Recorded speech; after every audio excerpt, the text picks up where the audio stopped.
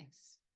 Well, thank you very much for having me. And know that one of the things we've discovered working at Frogs Victoria, especially through COVID, is that it's a very isolating experience to be in one's own home with no visibility or audibility of the audience, which is absolutely fine. But it does mean that if you want my attention, then somebody has to scream and shout so that I can hear you.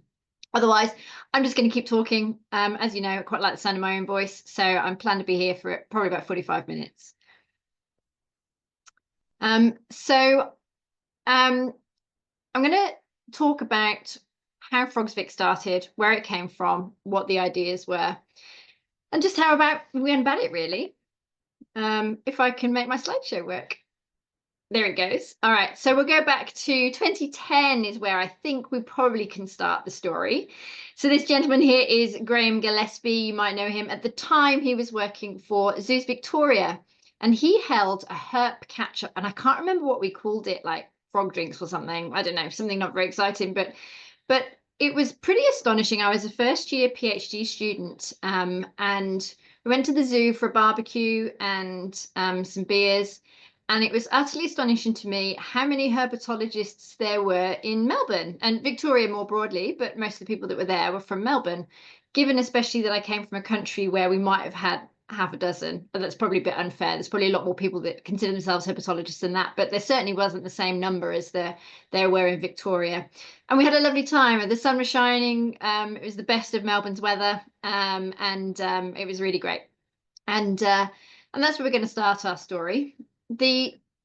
Victoria's had a frog group before, for sure. So the Victorian Frog Group started. I don't know much about this group. I know that it was run by Jerry Mountelli, who is a good friend of Frogs Victoria as well.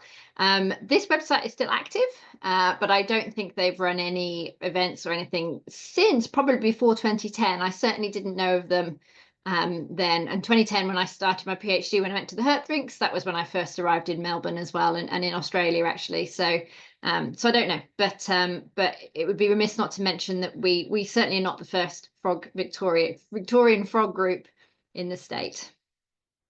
So after the herp frog drinks and after various adventures at the Australian Society of Herpetologists conferences, Nick Kleeman, Tisha Sloanley and myself used to get together fairly regularly just to hang out and chat, really. And we spoke about frogs a lot. And when I finished my PhD and I handed in 2015 and graduated in 2016 and went to do all sorts of really fun jobs, lots of television work. It was really great. But I really missed having my hand in herpetology. I really missed all the wonderful frog people that I'd met during my PhD around Victoria. And I really wanted to express myself, I guess, and my love of frogs and Victorian frogs. And I could have gone and got a tattoo, but instead of which, in the pub with Tisha and Nick one day, I said, hey, why don't we start a frog group? We know there's lots of herpetologists around that would be interested because we remember the Graham's herp drinks in 2010. We know we meet lots of people at ASH that are from Victoria as well. So what if we once a month all got together and talked about frogs, not just the three of us, but the whole of the rest of Victoria as well? So we were in the pub just outside of Werribee, and we thought that seemed like a very good idea. So that's what we went ahead and did. So that was the November of 2017. It was about that time that I moved house. Tisha bought the house and moved into it. Nick went and worked. He backfilled his boss for a while. And the three of us were just not enough people to really get it off the ground particularly quickly. And we spent quite a significant amount of time in embryonic phase. We also, none of us had ever done anything like it before. We had no idea what paperwork we needed to file. We guessed there'd be some, but literally I just Googled, how do you start? Well, I went to see a friend and said, I'm thinking of starting a Frogs Victorian frog group. And she said, great, are you going to be incorporated or not? And I said, I don't know what that means. So I did a lot of Googling. What does that mean? How do we do it? What do we do? and learned all sorts of things about, we had to have a business name. Our business name, we actually ended up Frogs Victoria Society, as you'll see on our official paperwork, because Frogs Victoria was deemed too close to other businesses that existed. But yeah, we started from absolute scratch, none of us any idea what we were doing whatsoever. And so it took us a long time, especially because we weren't prioritizing it over things like moving house. It took us a long time to get it together, over nearly the course of a year. And Nick was fabulous as one of the initial committee members. He suggested we have a patron, and that a patron, the ideal patron, would be somebody like Professor Murray Littlejohn. Now, we, as I said, we didn't really know anything about anything. We certainly didn't know what a patron was expected to do, nor how you went about asking a patron. So we sent a small child to try and convince Murray to say yes. Well, in fact, we didn't even send a small child. We got Tisha to send a small child to ask Murray if he would be our patron. And this is one of Tisha's little ones handing over the invitation to Murray Littlejohn to ask him to be our patron, which he enthusiastically took up, and has been and was a really great support of ours, which, although we didn't know what a patron was at the time, it was probably something like what Murray did for us. So it's pretty fabulous. Tisha, for her, part of the things that she did was, she's a fabulous artist, and she went about trying to design us a logo. Was one of the first things we felt we needed to be able to publicize ourselves. Was, you know, we've got a patron, now we need a logo. On the right hand side here, these four were some very early prototypes, and the one on the left was kind of what we were sort of working towards. And then this is right down at the very final moments. Then we've got the final 5 designs until we landed on the final one that you see on its own here. That was our final decision to go with the logo. It's actually quite a difficult thing to choose a logo, or to design a logo.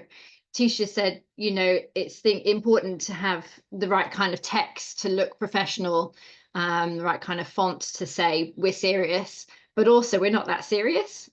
So maybe we should have a cute little frog as well. But then the on this other slide, you see this hand, this frog hand that we've got at the top here. We loved it. And there was a big discussion about whether it was froggy enough.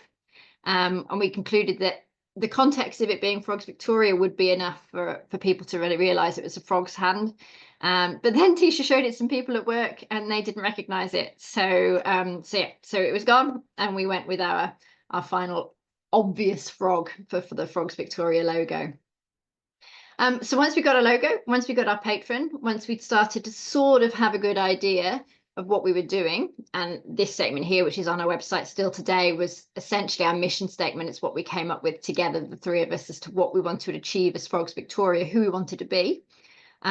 We started to put things together like the website, and that took a significant amount of time because, again, never done anything like it before.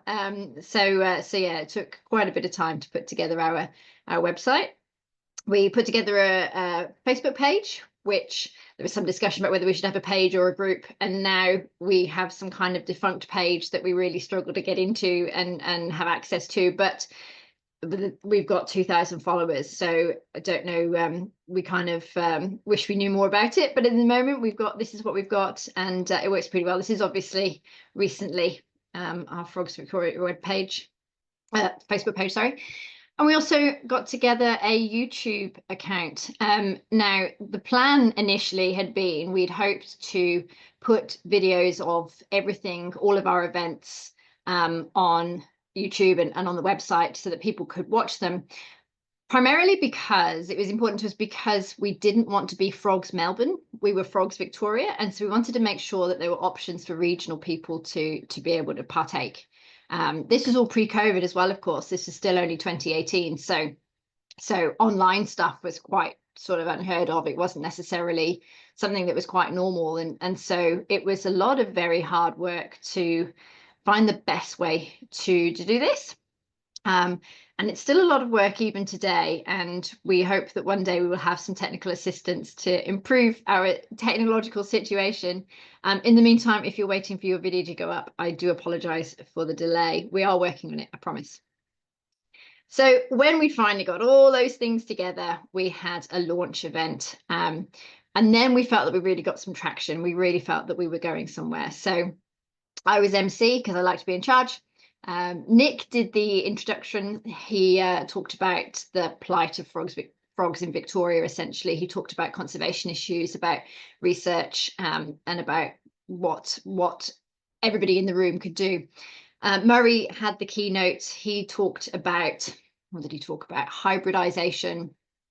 No, something to do with genetics that he'd spent a lot of time working on. Some of his data went back to 1961. It was a fabulous talk. And actually, if you are disappointed that I don't properly remember what it's about, all of the stuff from our early days particularly is on the website under past events. And so there's a write-up there about Murray's talk that night if you were keen to listen to it. Or what, I think you have to read that one. I think that's a written account. Tisha put together the fabulous paperwork for this, and she bought chocolate Freddos to hand out to everybody, but she only bought 60 because we weren't expecting more than 50 people.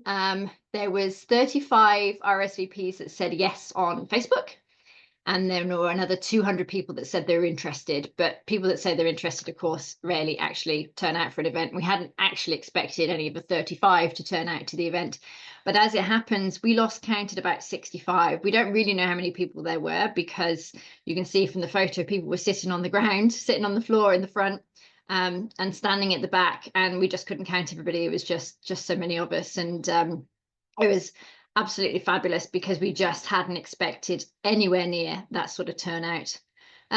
Interesting to note, the man that's kneeling in front of Nick was my husband at the time. He's a software developer, and he helped us set up, his name's Matt, and he helped us set up the website. He helped us set up the email address. He helped us with all that stuff, and we'd have been utterly lost without him at that point. It's one thing to be naive about paperwork. It's another thing to not know what you're doing to set up an email account. It was quite something. So we owe him a huge debt of gratitude for all that he did to help get us off the ground initially as well.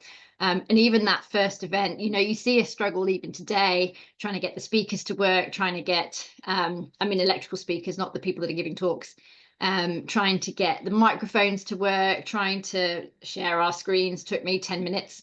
Just so difficult, really. It's just not something that comes naturally to herpetologists, I don't think, which is fine. But it's an ongoing battle that as and when we have help for it, we really, really are appreciative. So it was August 2018. So that was nearly a whole year after we'd been to the pub and had our conversation about how it'd be so great to get us all together. But it was fabulous. We were glad that we finally did. So it was really wonderful. So still in the early days, and what I learned thus far, well, it turned out that it was a lot more work than I'd anticipated. I thought we would literally just get together in the pub with all our frog friends, and I guess we could have done that. We actually could have just, Nick, Tisha and I, instead of going to the pub every couple of months, we could have just extended the invitation to everybody else that could have come with us as well.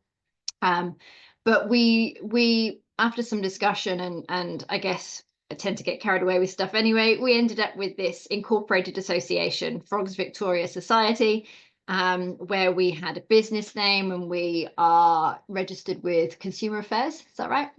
Don't know, I'm not the secretary, but yeah, we got all sorts of paperwork up the wazoo. So we'd done a proper job of it, I suppose, in the end. And I think if I'd known how much work it was going to be, maybe we'd have just extended the invitation to multiple people to come to the pub once a month and just happen to talk about frogs when we got there. Diversity is key. So when I first put that committee together, and that should have quotation marks, because when I put that committee together, that committee was made of the people that I already went to the pub with. It wasn't like I gave any thought to, because I didn't know what I was doing anyway, right? So I didn't give any thought to who it might be, other than I loved Tisha and I loved Nick. They're both great. and they've both got very different skill sets, and we knew we could work together, and that was kind of good enough, and it absolutely was. Tisha did some wonderful design work for us, like this poster on the right here. She put together all our promotional stuff at the beginning. Nick, most of those photos are Nick's. Most of the photos on the website are Nick's. And of course, when it came to inviting people to the launch, it was Nick's phone book that we got out to address book to get out to invite all of the guests that we wanted to go. Of course, we hadn't expected to have twofold on top of that as well. But yeah, between us, we were a diverse team that actually did a really good job of putting it all together. Actually worked really quite well. There wasn't enough of us, but it worked really quite well. Tech support was essential. Like I said, we couldn't have done without Matt.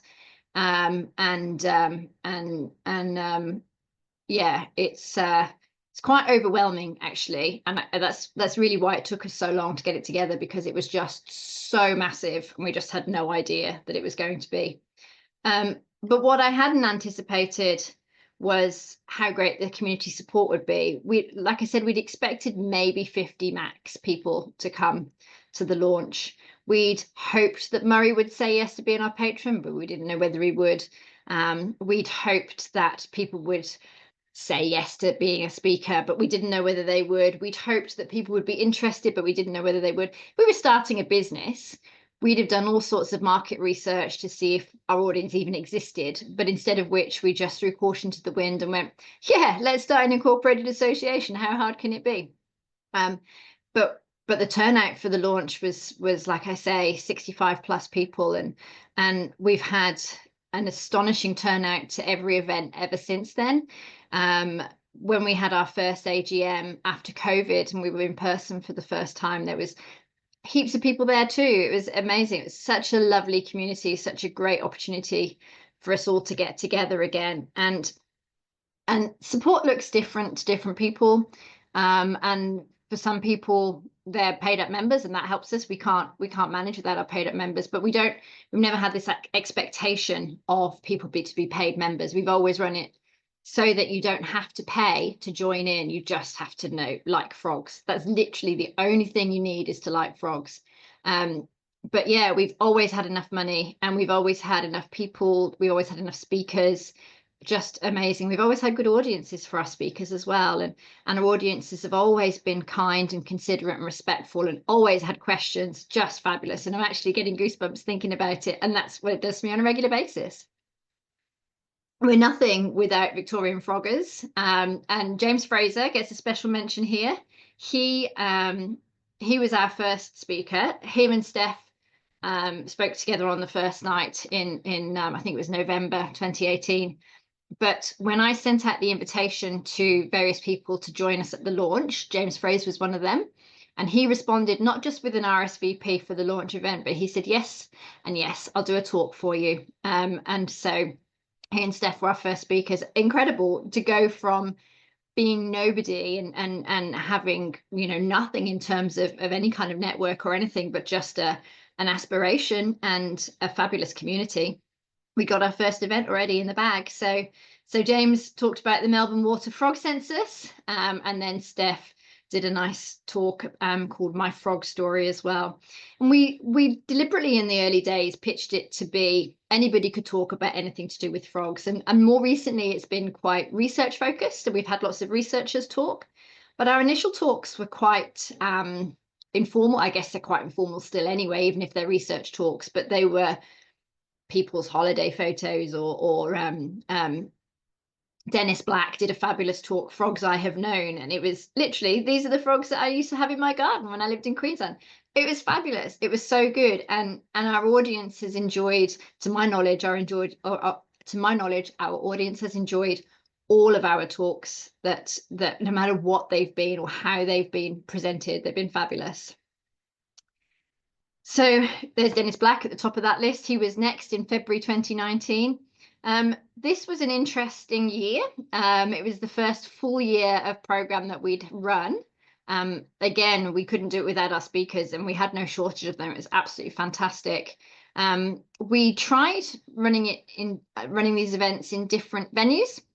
I had been concerned, particularly myself, had been concerned about us having just one venue, especially so far in the eastern suburbs. The Elgin Inn, where we had our launch, was in Hawthorne, and I lived in Werribee or thereabouts, and was aware that it was a long way for me. And if it was a long way for me, it's going to be a long way for other people as well. And people in Gippsland, of course, it's quite a long way for, and so on. So we tried to move it around a little bit, but it became extremely difficult because it's hard enough to run an event anyway without changing your venue.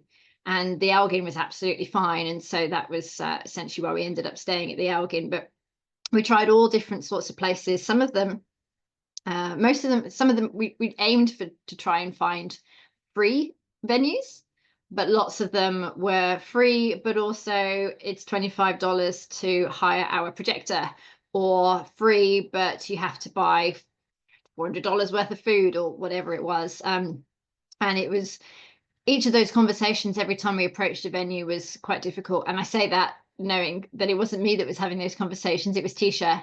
And Tisha was spending a lot of time phoning places and saying, hey, we're a frog group and we want to come and talk about frogs and want to do it at your venue. Some of them, I think it was Jeff Hurd, was in a venue. I don't remember. It was in Richmond, but I don't remember what the venue was.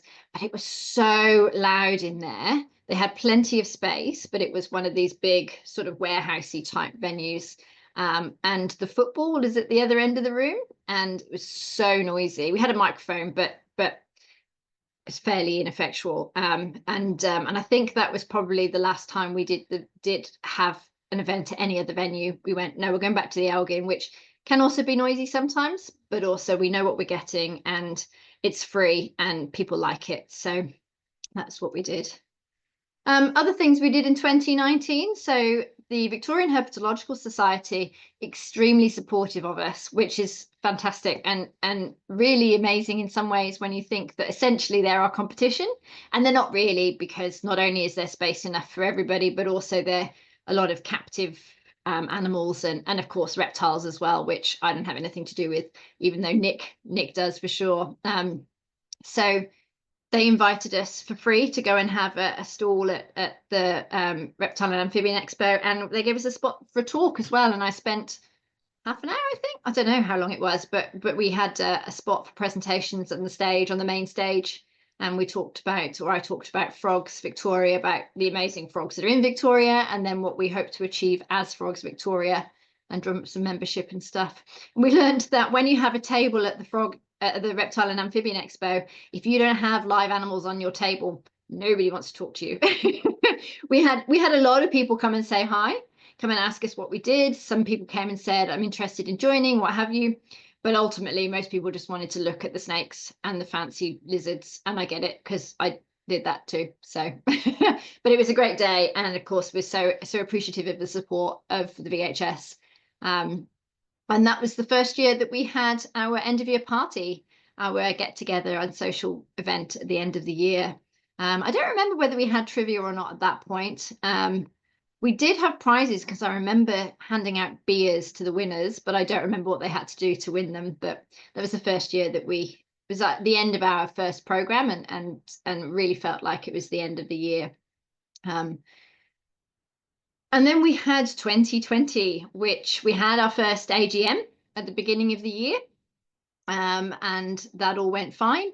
And then, of course, COVID hit in like April. And I remember Tisha and I, and I'm sure Tisha remembers it as well, saying, oh, it'll probably all be gone by September. We'll just, start up again then.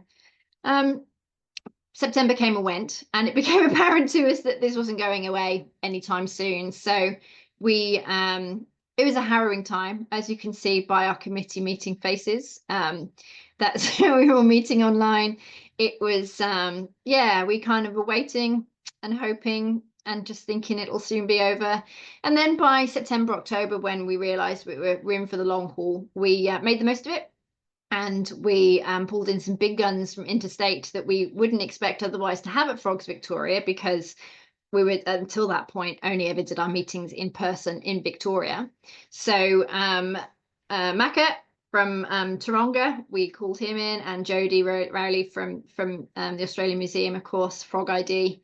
We asked them if they would join us online for some talks, which was amazing. So good. We had such big audiences, not least because we were all starved of human attention, but it was really great, and such an absolute honor for us to host big names like that in Frogs Victoria for their talks, for their exciting research.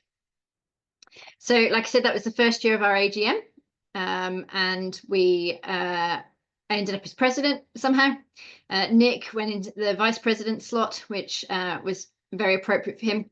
Colin McHenry, who is in the top right of the committee photos there, with the snout of a skull in front of him, he came on board as secretary, and he's been secretary since then. So so it's about time he stood down. Bless him. He's done a lot of work, and the secretary's job. Thank you, Craig. Thank you. When you run an incorporated association, unbeknownst to us, of course, when we started, but you have to have a treasurer and a secretary and a president or a chair. You can manage without a vice president. You don't have to have one of those. You don't have to have ordinary members, but you do have to have those 3 offices filled. And if we don't fill them, we haven't got a committee. If we don't have a committee, we don't have events. So Colin came on board as secretary, and he had to learn as well how to run an incorporated event, because he hadn't done it before either.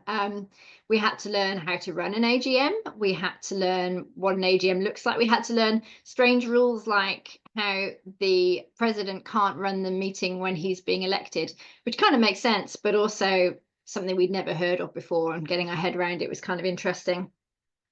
David DeAngelis came on board. I think Dave must have come on as treasurer then. And then we had our ordinary members as well. Tisha was still there. Tisha's in the bottom right there. She was still there, largely running our events still as well. We didn't have an event subcommittee at that point. Tisha was still single-handedly running it like Wonder Woman. Although I think Steph did some help as well. So the other people in there, we've got Matt Clancy with a massive toad in his hands, and Steph Verstegen, she was at the time, but she's now Steph Tomic. Is that the right around? Yes, that's the right around. And yeah, Tisha.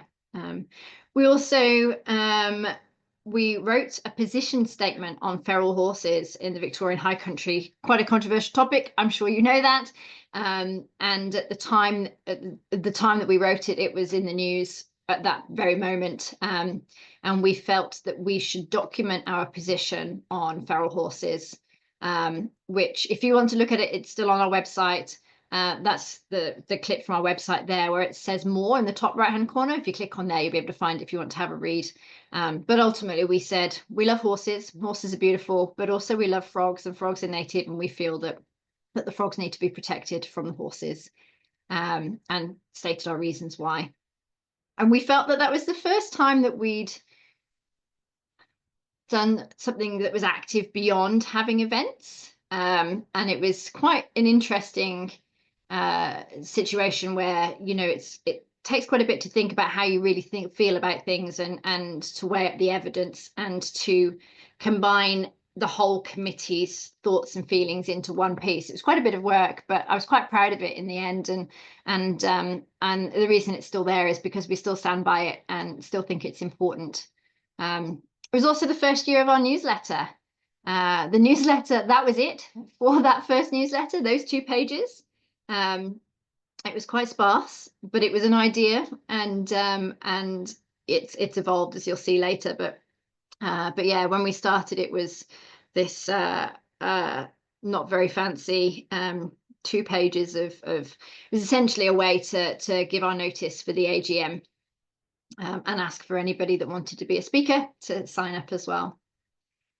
One of the other things we did that year was to partner with who were then, at the time, they were the Department of the Environment, Land, Water and Planning, but they're now DECA. And we ran a citizen science program to investigate benefits of water for the environment, specifically for frogs up in regional northern and central Victoria. That we did that year as well. That was kind of exciting. The following year, 2021, COVID's still going. We were still surprised COVID was still going. We started with Anne Warren, who did a fabulous talk that sadly I didn't make. It's the first one I'd ever missed. But she did a fabulous talk in the pub. We were still confident that we might get through in the pub. And then Matt Clancy was the next one. He'd actually been signed up for the previous year, and he'd been bumped every single month because of COVID. Every single month we thought we'll probably not be in lockdown this time next month. We'll put Matt Clancy in the slot, and every month he got bumped. And then eventually we just put him off for the whole of the year, and put Michael McFadden in his place instead. Some of the speakers as well. I think the rest of them were all online, and including some big names like Mike Marnie and Renee Catullo. We called in as well. It's Mike Marnie's talk there. That's post his talk with the committee, having a chat afterwards. We all had a fabulous time talking to him online after his talk, which was fabulous. And his talk is also on the website or on the YouTube channel if you wanted to watch it. It's worth a watch for sure. Other things that we did in 2021, that's our committee there, growing in number. I think, or maybe that's the same number of people plus Murray, but that's our committee from 2021. And you can see that the newsletter was already significantly larger and more exciting by then. We had a sort of peak in our newsletter, and I think it was probably during COVID where we had people send us photos and stories and cute little, we had somebody send cartoons, some amazing cartoons. One, her name was Madeline, I think. She sent some fabulous cartoons for us. And we had the time to put it together too, because it was COVID, I guess. So all of the newsletters, past issues, are all on the website as well. If you wanted to have a look at them, they're at frogsvic.org/newsletter. So you can go and have a look at them. And we had our swanky new banner, our name, Pobblebonk, and our swanky new logo and title page, masthead, I suppose you'd call it, that Tisha put together for us. The very clever Tisha put together for us again. So, update on what I've been learning so far. Good idea to always have an online option. The reason Matt Clancy was bumped every month was because we were expecting to do it in the pub, and every month we couldn't do it. And he went online in the end, and it was great. But yeah, of course, we all know now to always have an online option. And it wouldn't have even occurred to us at the AGM in 2020 or 2019. We didn't have one in 2019, 2020 AGM to have me zoom in from New South Wales. That wouldn't even have crossed our minds. But now, of course, it's quite normal. But anyway, it's still good to think about. Content is king. So when we were struggling for stuff to put together during COVID, we were scraping together photographs. And of course, we didn't have any opportunity to take any more photographs because we were in lockdown and we were all online. And you saw the photo of the committee online. We looked dreadful. So yeah, so take more photos, folks. Especially when you come to put together a presentation like this, you realize how few you've really got. Tech support still essential. Gosh, during COVID, things became fairly easier, I guess, because at least in some respect, people were then used to it. And I think it took a while to get used to. I think it's quite difficult. Like I said, it's quite isolating as a speaker to be on your own here, assuming that everybody can see you and hear you. But yeah, tech support, really important. And paperwork is the worst. So still, you notice the bank account was in the AGM agenda again this year. It's taken us so long. COVID, of course, stopped us from going into the bank in the first place. That was our excuse for at least 2 years. And then we tried online and just ongoing. It's just very, very hard work when you're fairly naive to it as well. It's quite difficult to preempt what the problems might be, like not having your minutes on letterheads when you take them into the bank, for example. But still, I think the one thing that really sticks out for me from all of this time was the surprising amount of enthusiasm. When we first had our first AGM, we elected our first committee, had no anticipation of how many people might say they were keen to be on the committee at all. There was a good part of me that thought that it might still be me, Tisha and Nick for the next 20 years. But yeah, astonishing how many people said yes and continued to throughout the course of this time as well. So still COVID, still year 3 of COVID, and we look like we've got a reduced program this year. I must apologise if I have missed anybody off this list of our speakers and talks. I think I've got everybody, but there are just so many. And I had no idea how many people we'd had come and do a talk for us, and how lucky we are as an organisation that at best offers to buy dinner. And to be honest, we haven't always managed that either. But people that will give up their time, their expertise to come and talk at Frogs Victoria. It's just amazing. It blows me away all the time how lucky we are to have such clever people with such extraordinary careers that they're happy to share with us. Also in 2022, we had our first mini conference, and I'm sorry I haven't got the mini conference speakers and talks in here because it's just too many. I think we had 5 or 6 every year, so I've deliberately left them out. However, if you're interested in seeing what the program was for the mini conferences, all programs from all 3 years are still on the website under events, and the Frog Prog or Frog Con or whatever we call them for the specific years, you'll be able to find them. So yeah, do go and have a look and see. And some of those talks are online, and hopefully some more of them will be as well before too long. But the mini conference was, I don't remember whose idea that was, but we thought that it would be a nice way to break up the year, and because the Frogs Victoria audience is so kind and so warm, we thought it would be a great opportunity for students to come and practice their talks if they wanted to. As it turns out, I don't think we've ever had a student practice a talk for us. I think it's always been people with talks that are already quite confident with, or students that have done talks already elsewhere and then repeated them, which is great, absolutely fabulous. But yeah, we had a very, very loose system where we were like, you can talk for 5 minutes, you can talk for 10 minutes, we don't mind which. We don't mind what you talk about, doesn't even, as long as it's frog related, we don't care. And it's worked really nicely. And all of that I was supposed to say on this slide, which is the mini conference slide.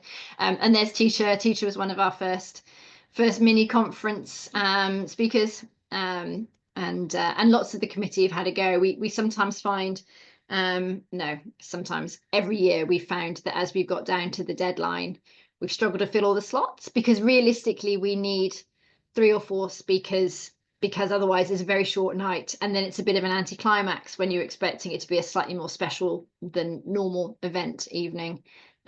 So most of the committee members have had a talk in the mini conference at one point or another as well.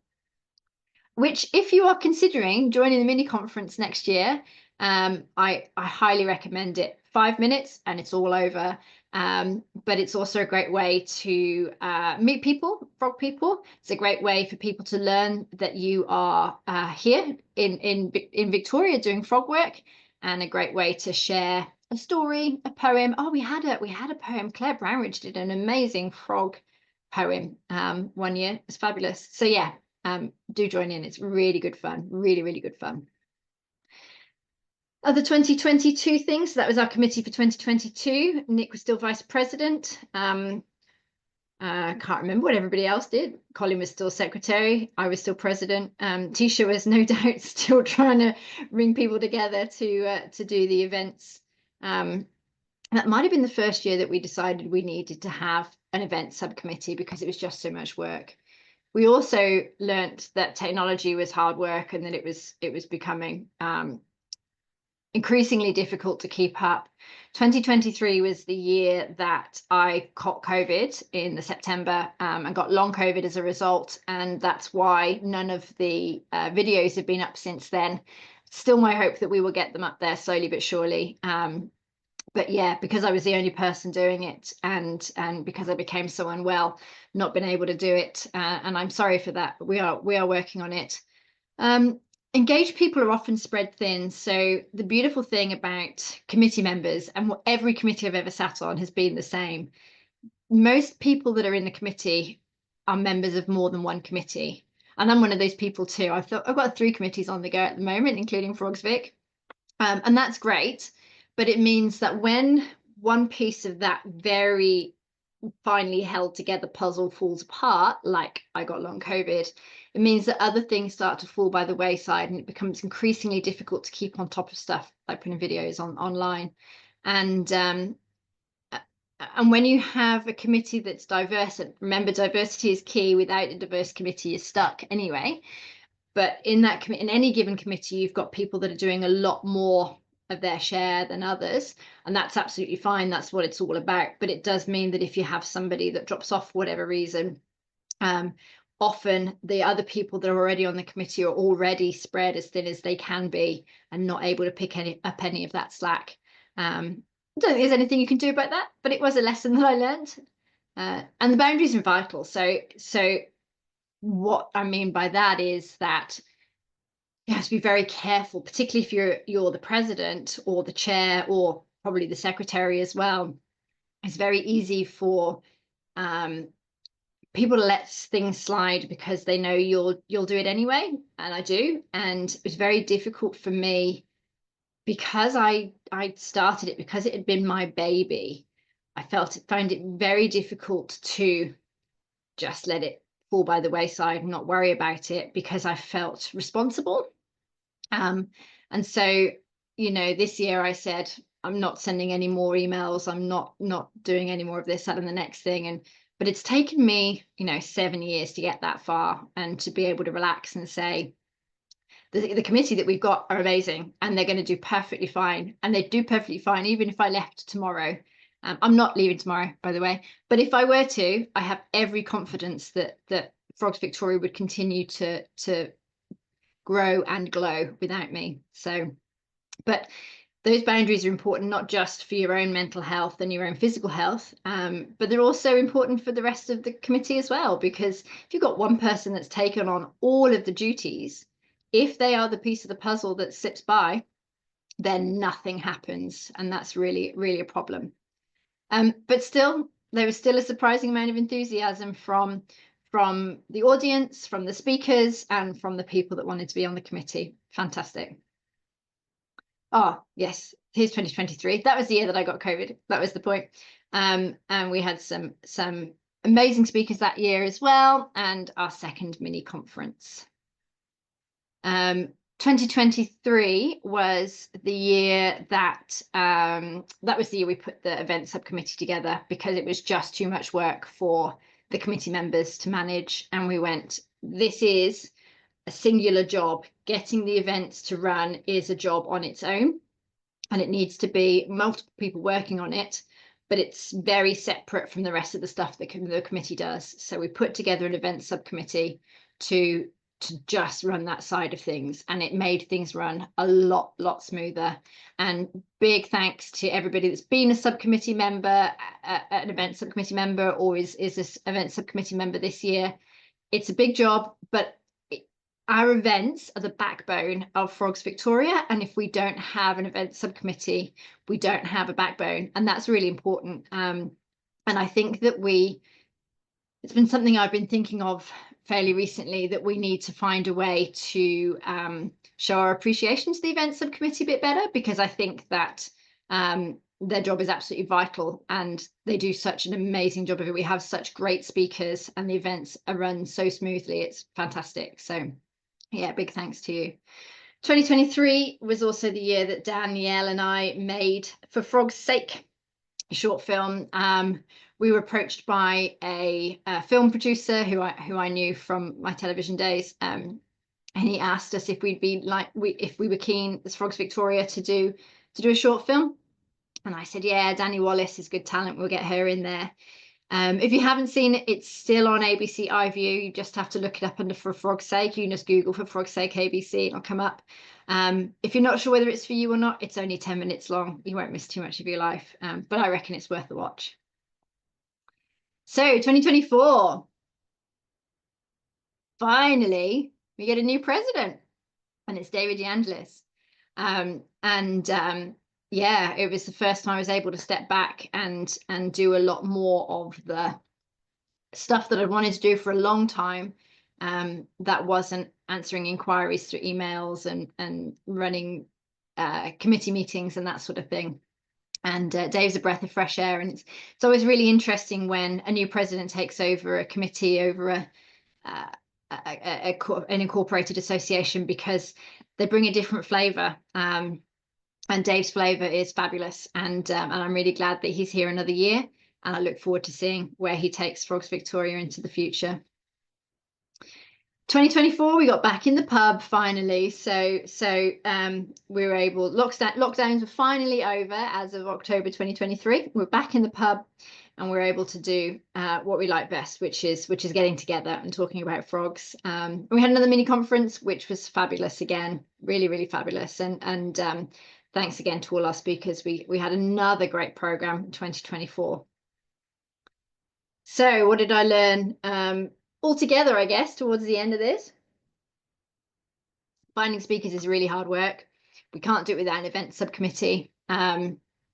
It's really fun work as well, because you get to meet people and speak to people, and it's actually quite nice. You know, when I used to send a few emails as well, and I'd be like, "Hi, Professor so and so, who I don't know.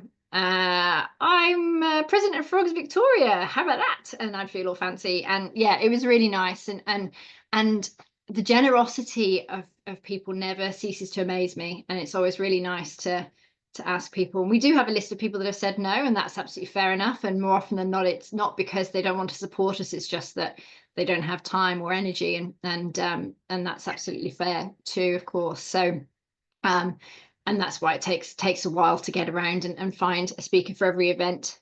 Sourcing newsletter articles, potentially even harder.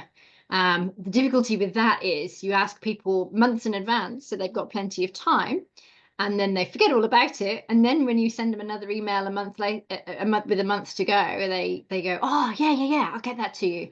And then you email them every week between then and when the deadline is, and you may or may not get one before then in the next issue.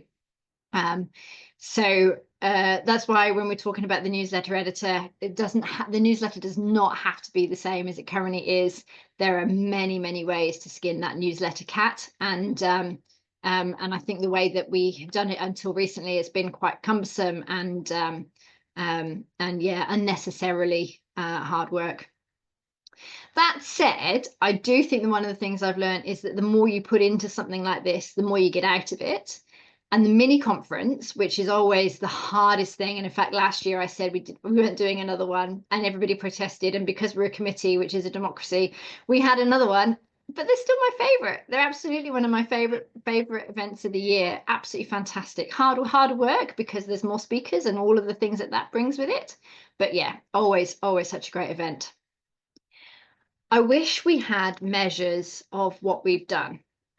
We never set out with any particular goals other than to help foster a love of frogs in Victoria and be a network, a social group for frog lovers in Victoria. And that was literally all that we ever set out to do.